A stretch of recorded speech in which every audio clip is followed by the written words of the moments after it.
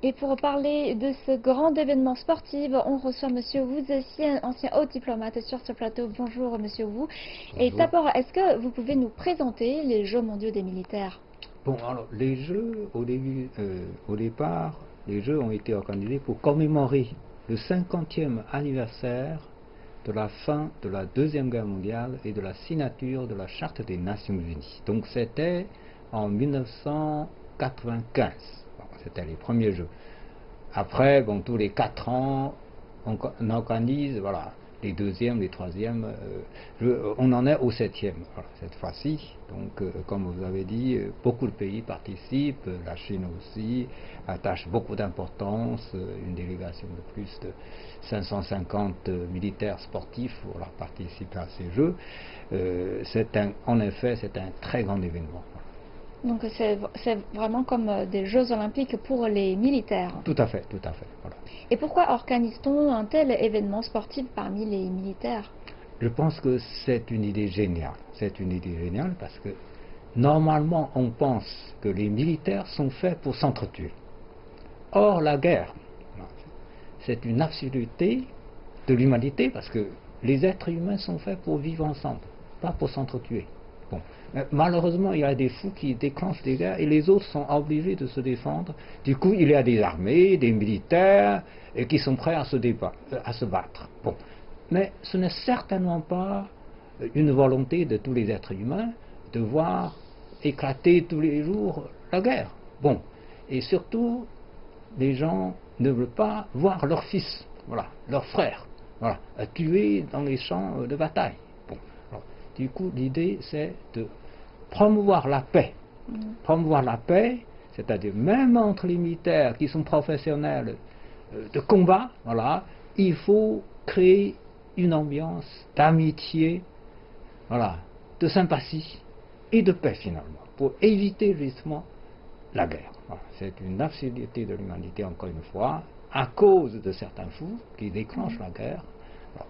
Éviter la guerre, je crois que ça c'est l'objectif au final pour organiser un tel genre d'événements sportifs. Voilà. Promouvoir la paix, promouvoir l'amitié Tout entre à les fait, tout pays. à fait. Et comme vous avez dit, l'un des principes des Jeux mondiaux militaires consiste à l'aspiration de la paix pour l'humanité.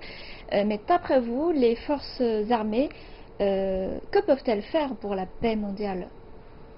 Les armées, si elles se coopèrent, les armées de tous les pays, elles peuvent faire beaucoup de choses pour la paix. Lutter contre le terrorisme, lutter contre la piraterie, par exemple.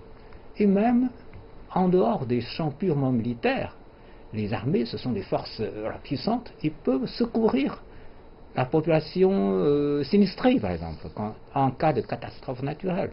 Donc, les armées, c'est une force qui peut très bien être utilisée, voilà, pour promouvoir la paix, pour assurer la vie et les activités économiques des populations. Donc, on peut faire beaucoup de choses.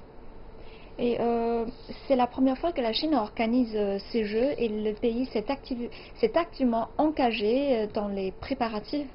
Et quelle est l'importance pour la Chine d'accueillir cet événement? Je pense que c'est très important pour la Chine parce que la Chine adopte toujours une politique étrangère de paix et une politique de défense de paix aussi. Notre objectif fondamental pour la diplomatie chinoise, pour la politique de défense, c'est la paix et le développement. Alors, c'est une occasion, cette fois-ci, en organisant les Jeux, de montrer encore une fois l'image de paix de la Chine. Bon. L'armée chinoise, en fait, voilà, a déjà participé très très activement à la cause de maintien de la paix dans le cadre des Nations Unies. Par exemple, jusqu'à présent, l'armée chinoise a déjà envoyé près de 40 000 militaires au total, successivement, voilà, dans les différentes missions onusiennes de maintien de la paix. Aujourd'hui encore, plus de 2500 militaires chinois, casques bleus chinois, travaillent dans 7 missions de maintien de la paix dans le monde, dans le cadre des missions des Nations Unies. Là, ce sont des soldats de l'armée de terre. La marine chinoise contribue aussi à la cause de la paix en envoyant des flottilles au large du Somalie pour protéger les navires de marchandises contre la piraterie.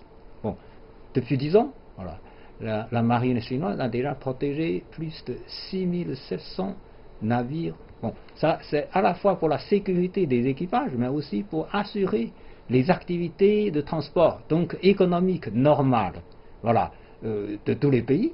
C'est pour contribuer au développement, d'accord. En plus, un navire de la marine, un navire médical de la marine chinoise a visité une quarantaine de pays depuis 10 ans. À chaque fois, l'équipage médical, voilà, donne des consultations à la population, aux populations locales des pays visités. Voilà. Ça fait aussi des centaines de milliers de bénéficiaires. Vous voyez, donc l'armée chinoise travaille activement pour la paix et le développement, même à l'intérieur de la Chine. L'armée chinoise n'est pas là uniquement pour les missions de défense. L'armée chinoise participe aux travaux civils, mais aussi pour venir en aide à la population sinistrée quand il y a des catastrophes naturelles. Exactement. Et merci Monsieur Wu pour votre partage. Je rappelle que la cérémonie d'ouverture des Jeux mondiaux militaires se dérouleront ce soir à Aouran en Chine.